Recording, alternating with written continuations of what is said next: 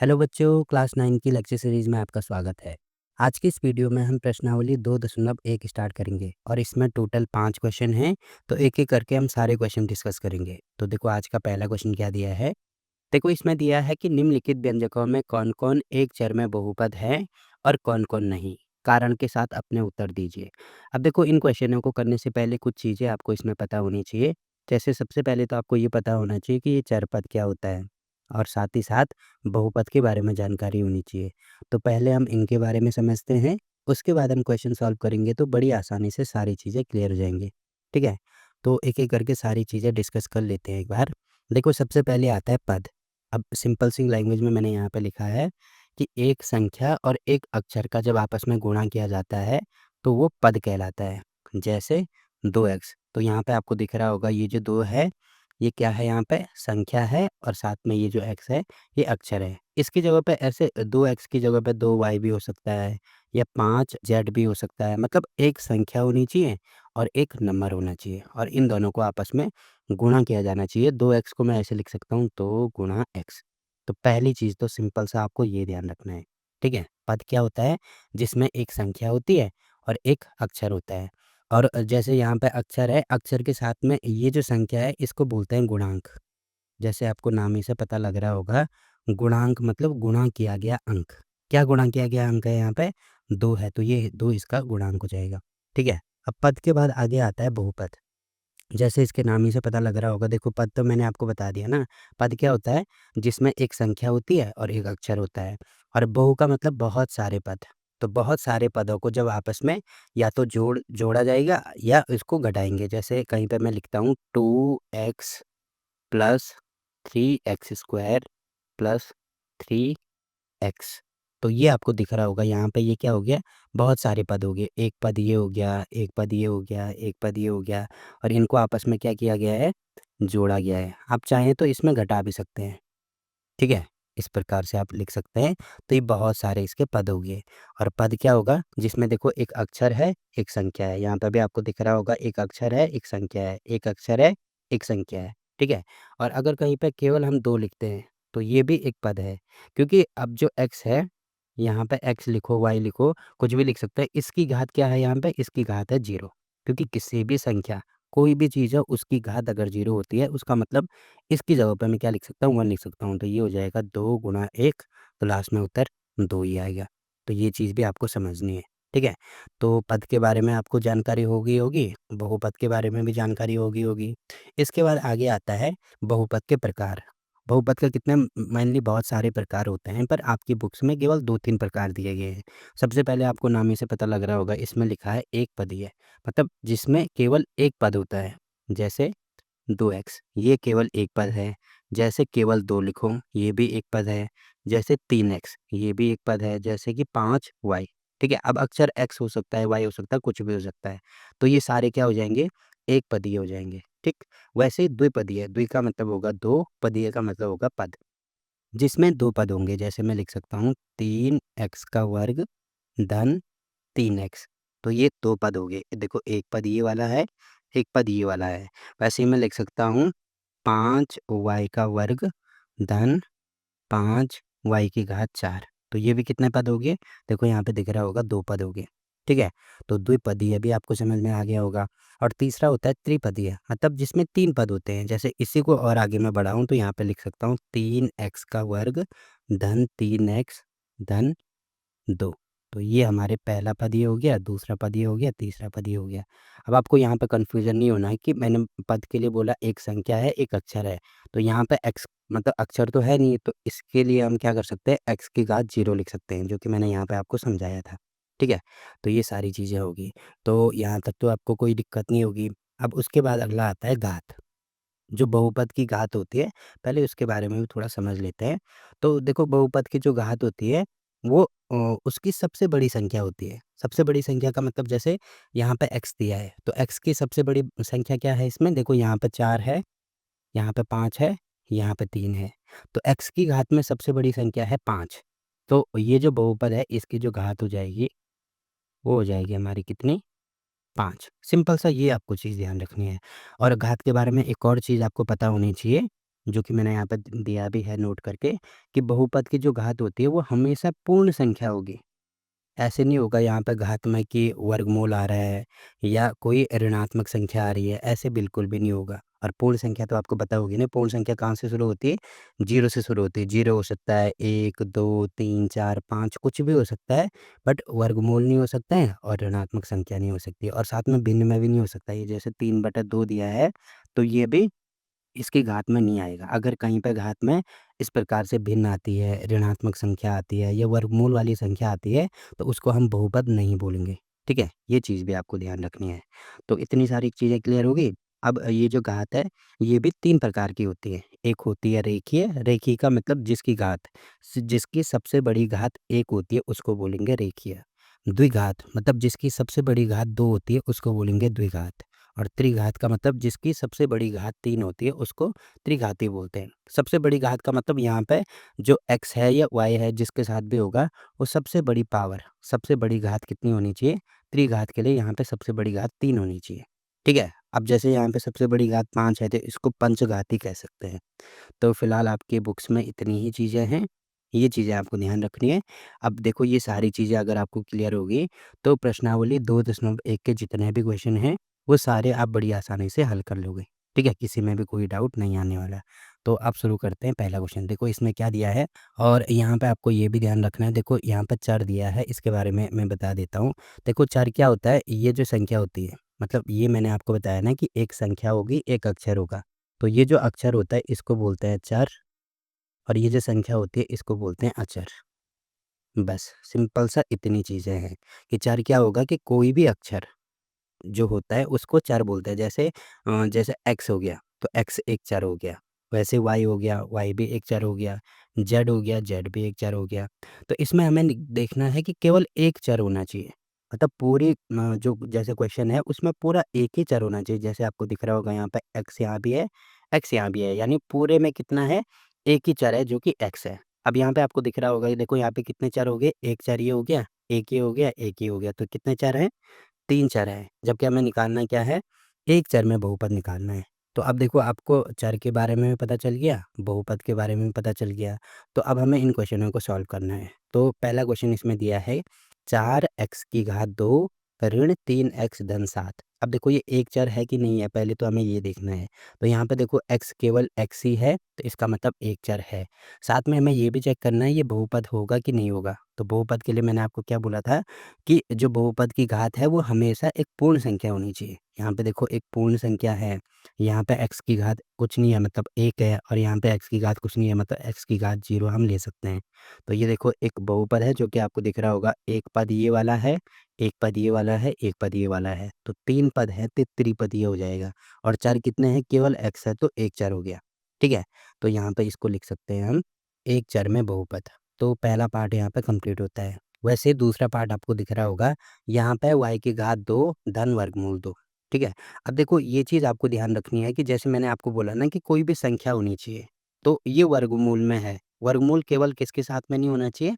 घात के साथ में नहीं होना चाहिए, बाकी कहीं भी हो कोई दिक्कत नहीं है। जैसे यहाँ पे वर्गमूल 2 है, अब y नहीं है तो इसको मैं गुणा यहाँ पे लिख सकता हूँ y की घात 0। अब देखो यहाँ पे एक संख्या भी आ गई और एक साथ में अक्षर भी आ गया। वैसे यहाँ पे कुछ नहीं है तो इसको मैं x मान सकता हूँ। तो देखो एक संख्या भी आ गई और यहाँ पे एक अक्षर भी आ गया। तो एक संख्या और एक अक्षर मतलब ये भी पद हो गया और ये वाला भी पद हो गया।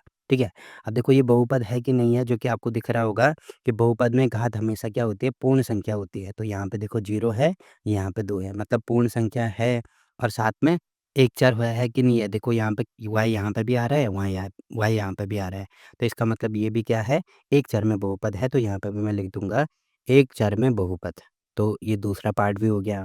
अब देखो तीसरा पार्ट इसमें ये दिया है 3 वर्गमूल t धन t वर्गमूल 2। अब यहाँ पे आपको दिख रहा होगा ये जो वर्गमूल है इसकी जगह पे मैं लिख सकता हूँ 3 और t की घात 1/2 धन t गुणा वर्गमूल 2। अब देखो यहाँ पे तो कोई दिक्कत नहीं है, यहाँ पे t है और साथ में एक संख्या है क्योंकि इसकी घात 1 है। बट यहाँ पे आपको दिख रहा होगा इसकी घात 1/2 है। जबकि मैंने बोला था बहुपद वही होंगे जिसकी घात क्या होनी चाहिए? हमेशा एक पूर्ण संख्या होनी चाहिए। तो 1/2 तो पूर्ण संख्या नहीं है, तो इसका मतलब ये हमारा बहुपद नहीं होगा। तो यहाँ पे हम क्या लिखेंगे? देखो हम यहाँ पे लिखेंगे कि बहुपद नहीं है। अब क्यों नहीं है? क्योंकि चर पद t की घात एक पूर्ण संख्या नहीं है, तो इसीलिए ये वाला बहुपद नहीं होगा। तो देखो तीसरा पार्ट भी इसका कंप्लीट हो गया। अब चौथा पार्ट इसमें क्या दिया है, देखो यहाँ पे दिया है y धन 2/y। अब एक चीज़ मैंने आपको बोली थी कि कहीं पे कोई भी संख्या जैसे यहाँ पे लिखा गया है 1/y, तो इसकी घात कुछ नहीं है तो 1 मानते हैं। अब ये जो y है अगर मुझे इसको ऊपर लेके जाना है तो ये जो घात है यहाँ पे इसका उल्टा हो जाता है। जैसे यहाँ पे प्लस है, ये धन है तो ये ऊपर जाके माइनस हो जाएगी। तो इसको मैं लिख सकता हूँ 1 गुणा y की घात धन 1 है तो यहाँ पे -1 में लिख सकता हूँ, ठीक है? तो 1/y y को मैं लिख सकता हूँ यहाँ पे y की घात -1। सेम टू सेम यहाँ पे भी वही चीज़ लिखेंगे, तो मैं इसको लिख सकता हूँ y तो वैसे ही रहेगा धन 2 और साथ में ये जो y है ये ऊपर चले जाएगा तो इसको मैं लिख सकता हूँ y की घात -1। अब देखो यहाँ पे आपको दिख रहा होगा ये चर पद तो है, एक चर तो है, साथ में इसकी घात ऋण 1 आ रही है, जबकि मैंने क्या बोला घात हमेशा पूर्ण संख्या होनी चाहिए। तो पूर्ण संख्या 0 से शुरू होती है जबकि ऋणात्मक आ रही है, तो इसका मतलब ये भी एक बहुपद नहीं होगा। तो यहाँ पे लिखेंगे बहुपद नहीं है। क्यों नहीं है? क्योंकि y की घात एक ऋणात्मक संख्या आ रही है। तो देखो चौथा पार्ट भी इसका कंप्लीट हो गया। अब देखो लास्ट पार्ट इसमें दिया है x की घात 10, y की घात 3 और t की घात 50। तो हमें निकालना देखो बहुपद होगा ये कि नहीं होगा। तो उसके लिए हमें इसकी घात देखनी होगी जो कि यहाँ पे 10 है, यहाँ पे 3 है, यहाँ पे 50 है। मतलब एक पूर्ण संख्या है। तो इसका मतलब ये बहुपद तो होगा। बट हमें ये देखना है कि ये एक चर में है कि नहीं है। तो एक चर के लिए मैंने आपको क्या बोला था कि ये जो अक्षर होते हैं इसी को चर बोला जाता है। अब देखो केवल एक चर होना चाहिए, यानी अगर x है तो पूरे में x होना चाहिए, अगर y है पूरे में y होना चाहिए और अगर z है तो पूरे में z होना चाहिए। तो यहाँ पे आपको दिख रहा होगा x भी है, y भी है, t भी है। तो इसका मतलब ये बहुपद तो है, बट एक चर में बहुपद नहीं है, बल्कि कितने चर में है? 3 चर में बहुपद है। तो यहाँ पे हम लिखेंगे एक चर में बहुपद नहीं है, बल्कि 3 चर में बहुपद है। तो यहाँ पे आपको दिख रहा होगा पहला पार्ट कंप्लीट होता है। ठीक, अब देखो अगला क्वेश्चन क्या दिया है। देखो इसमें दिया है निम्नलिखित में से प्रत्येक में x वर्ग का गुणांक लिखिए। मतलब जहाँ पे x स्क्वायर है उसके साथ में गुणा किया गया अंक हमें लिखना है। तो जैसे इसमें पहला पार्ट है तो पहले तो मुझे एक्स स्क्वायर देखना होगा। देखो एक्स स्क्वायर कहाँ पे है? यहाँ पे है। इसके साथ में कुछ नहीं है तो यहाँ पे मैं 1 से गुणा कर सकता हूँ। 1 गुणा एक्स का वर्ग ये है और इसका गुणांक लिखना है तो यहाँ पे लिखेंगे एक्स वर्ग का गुणांक कितना है? देखो यहाँ पे संख्या 1 है तो यहाँ पे 1 हो जाएगा। ठीक है? वैसे ही सेम टू सेम यहाँ पे भी हमें लिखना है, तो एक्स स्क्वायर देखो यहाँ पे है और इसके साथ में कुछ नहीं है तो यहाँ पे भी 1 होगा। तो ये पूरी संख्या मतलब ये जो धन है ये भी आता है और यहाँ पे ऋण है ये भी आता है। तो ये पूरा आएगा यहाँ पे, तो मैं लिखूँगा यहाँ पे एक्स वर्ग का गुणांक। तो यहाँ पे कितना होगा? ऋण 1 हो जाएगा, ठीक है? वैसे ही यहाँ पे कितना होगा? पाई/2 हो जाएगा। तो ये सारी चीज़ें लिखनी होंगी कि एक्स वर्ग का गुणांक कितना है? पाई/2 है। अब यहाँ पे देखो हमें कहीं पे भी एक्स नहीं दिख रहा है। तो ये वाला क्वेश्चन कैसा है? इसको मैं यहाँ पे लिख सकता हूँ प्लस में 0 गुणा एक्स का वर्ग। अब देखो एक्स का वर्ग हमारे पास आ गया और इसके साथ में गुणा किया गया अंक कितना है? 0 है। तो यहाँ पे एक्स स्क्वायर का जो गुणांक होगा वो 0 हो जाएगा, क्योंकि 0 गुणा एक्स स्क्वायर करेंगे तो 0 ही आएगा। ठीक है? तो ये देखो दूसरा पार्ट भी यहाँ पे कंप्लीट हो गया। अब अगला क्वेश्चन देखो क्या दिया है इसमें। देखो इसमें दिया है 35 घात के द्विपद का और 100 घात के एक पदीय का एक-एक उदाहरण दीजिए। तो इसमें एग्ज़ाम्पल देना है जिसकी घात कितनी होनी चाहिए? 35 होनी चाहिए और साथ में पद कितने होने चाहिए? द्विपद यानी 2 पद होने चाहिए। तो घात 35 होने का मतलब सबसे बड़ी घात हमें 35 लेनी है। तो यहाँ पे सिंपल सा लिख दो, जैसे x की घात मैंने 35 ले लिया। अब पहला पद ये हो गया, यहाँ पर कोई भी नंबर ले सकते हैं। 1 ले लो, 2 ले लो, 5 ले लो, 10 ले लो, अपनी तरफ से कुछ भी ले सकते हैं। तो 5x की घात 35, तो मैंने 35 घात तो ले ली। अब ये जो घात है x की घात अब इससे छोटी ही लेनी है। ऐसे नहीं कि यहाँ पे आप x से बड़ी घात ले लो, क्योंकि x से बड़ी घात लेंगे तो उसके बाद घात 35 नहीं रहेगी, वो जो बड़ी घात है वो घात हो जाएगी। तो ये ले लिया हमने 5x की घात 35। अब यहाँ पे जैसे मैं ले सकता हूँ धन 1, तो ये भी 35 घात का द्विपद हो गया, क्योंकि पहला पद ये है, दूसरा पद ये है। अब एक और एग्जाम्पल मैं लिख देता हूँ। जैसे यहाँ पे लिख सकते हैं x की घात 35 और ये भी लिख सकते हैं 4x की घात 34। आप अपनी तरफ से कुछ भी बना सकते हैं, केवल ये ध्यान रखना है कि 2 पद होने चाहिए और साथ में सबसे बड़ी घात 35 होनी चाहिए। तो ये 2 एग्ज़ाम्पल मैंने आपको बता दिए। और दूसरा ये दिया है कि 100 घात, मतलब जो सबसे बड़ी घात 100 होनी चाहिए और साथ में ये क्या होना चाहिए? एक पदीय होना चाहिए। देखो यहाँ पे 2 पदीय था, यहाँ पे एक पदीय, तो ऐसे लिख सकता हूँ मैं जैसे 5x की घात 100। तो केवल एक पद होना चाहिए, तो ये इसका एग्ज़ाम्पल हो गया। या दूसरा आप ऐसे लिख सकते हैं 100 x की घात 100, तो ये भी एक पद है। या ऐसे भी लिख सकते हैं आप x की घात 100, तो ये भी इसका एक एग्जाम्पल है। तो एक-एक उदाहरण देने थे, मैंने इसके 2 दे दिए, इसके 3 दे दिया, आप अपनी तरफ से कुछ भी ले सकते हैं, ठीक?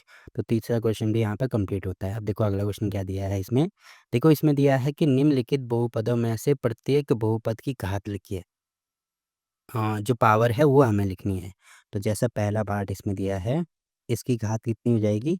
मतलब जो सबसे बड़ी पावर जो है, वो उसकी घात हो जाएगी। यहाँ पे आपको दिख रहा होगा सबसे बड़ी पावर यहाँ पे 3 है, यहाँ पे 2 है, यहाँ पे कुछ नहीं है तो 1 मानते हैं। तो सबसे बड़ी पावर 3 है तो इसका मतलब इसकी घात 3 हो जाएगी। ठीक है? यहाँ पे मैं लिख देता हूँ 3। अब इसकी कितनी होगी? ये 4 माइनस y का वर्ग ये है। तो सबसे बड़ी घात इसमें y का वर्ग है, इसका मतलब सबसे बड़ी घात 2 हो जाएगी। इसमें कितनी हो जाएगी? देखो यहाँ पे कुछ नहीं है तो 1 मानेंगे, और यहाँ पे कुछ नहीं है तो इसको मैं t की घात 0 मान सकता हूँ। तो ये 1 है, ये 0 है, इसका मतलब सबसे बड़ी घात 1 हो जाएगी, तो यहाँ पे होगा ये 1। और यहाँ पे आपको दिख रहा होगा, इसको मैं लिख सकता हूँ x की घात 0। तो x की घात 0 देखो कोई भी नंबर है, यहाँ पे मैं लिख देता हूँ कुछ, कुछ भी अगर है यहाँ पे x लिखा है, कोई संख्या लिखी है, कुछ भी लिखा है, इसकी घात अगर 0 होती है तो उसका मान हमेशा 1 होता है। तो यहाँ पे x की घात 0, तो इसको मैं दोबारा 3 लिख सकता हूँ, ठीक है? तो इसका मतलब ये जो x की घात है, ये क्या है यहाँ पे? सबसे बड़ी घात 0 है, तो इसकी जो घात हो जाएगी वो हमारी 0 हो जाएगी, ठीक है? तो इस प्रकार से क्वेश्चन नंबर 4 भी यहाँ पे कंप्लीट होता है। अब देखो अगला क्वेश्चन क्या दिया है इसमें? देखो इसमें दिया है कि बताइए कि निम्नलिखित बहुपदों में कौन-कौन बहुपद रैखिक हैं और कौन-कौन द्विघाती और कौन-कौन त्रिघाती। तो घात मैंने आपको बताया था कि अगर घात 1 होती है तो वो रैखिक होगा, और अगर घात 2 होती है तो वो द्विघाती होगा, और अगर घात 3 होती है तो वो त्रिघाती होगा। तो एक-एक करके हम सारे डिस्कस कर लेते हैं। जैसे यहाँ पे पहला पार्ट दिया है, x की सबसे बड़ी घात क्या है? 2 है। यहाँ पे क्या है? 1 है, तो इसका मतलब सबसे बड़ी घात 2 हो जाएगा। तो जिसकी घात 2 होती है उसको क्या बोलेंगे हम? द्विघाती। तो यहाँ पे लिखेंगे द्विघाती, ठीक है। दूसरा पार्ट आपको दिख रहा होगा, यहाँ पे कुछ नहीं है तो 1 मान लो। तो ये 3 है, ये 1 है, तो सबसे बड़ी घात 3 है, इसका मतलब ये हो जाएगा त्रिघाती। तो यहाँ पर लिख देते हैं त्रिघाती। दूसरा पार्ट भी हो गया। वैसे ही तीसरे पार्ट में आपको दिख रहा होगा, यहाँ पे कितना है? 1 है, यहाँ पे 2 है, यहाँ पे लिख सकते हैं y की पावर 0। तो सबसे बड़ी घात आपको दिख रहा होगा 2 है, तो इसका मतलब ये हो जाएगा हमारा द्विघाती। तो ये हमने द्विघाती लिख दिया। अब यहाँ पे आपको दिख रहा होगा, इसको मैं लिख सकता हूँ x की घात 0। यहाँ पर कुछ नहीं है तो 1। तो ये 1 है, ये 0 है, मतलब सबसे बड़ी घात 1 है, तो इसको लिखेंगे हम रैखिक। तो ये हमारी रैखिक बहुपद हो गया। यहाँ पर t दिख रहा है, t की घात यहाँ पे कुछ नहीं है तो 1 मानेंगे, तो ये भी हो गया हमारा रैखिक, ठीक है? तो ये वाला पार्ट भी हो गया। यहाँ पे r का वर्ग दिया है, सबसे बड़ी घात 2 है, तो ये भी हमारा द्विघाती हो जाएगा। और लास्ट हमें यहाँ पे दिया है, इसकी घात 3 है, तो ये हो जाएगा हमारा त्रिघाती। तो इतनी सिंपल है ये वाली प्रश्नावली, जो कि बड़ी आसानी से आप सॉल्व कर सकते हो। फिर भी आप किसी भी क्वेश्चन में अगर कोई डाउट रहता है तो आप कमेंट करके पूछ सकते हैं। तो यहाँ पर प्रश्नावली 2.1 कंप्लीट होती है, ठीक है? तो फिलहाल के लिए इस वीडियो में इतना ही। वीडियो अच्छा लगा तो वीडियो को लाइक कीजिए, शेयर कीजिए अपने दोस्तों के साथ, और चैनल को सब्सक्राइब करना ना भूलें। तो मिलते हैं आपसे अगली वीडियो में, तब तक के लिए बाय बाय।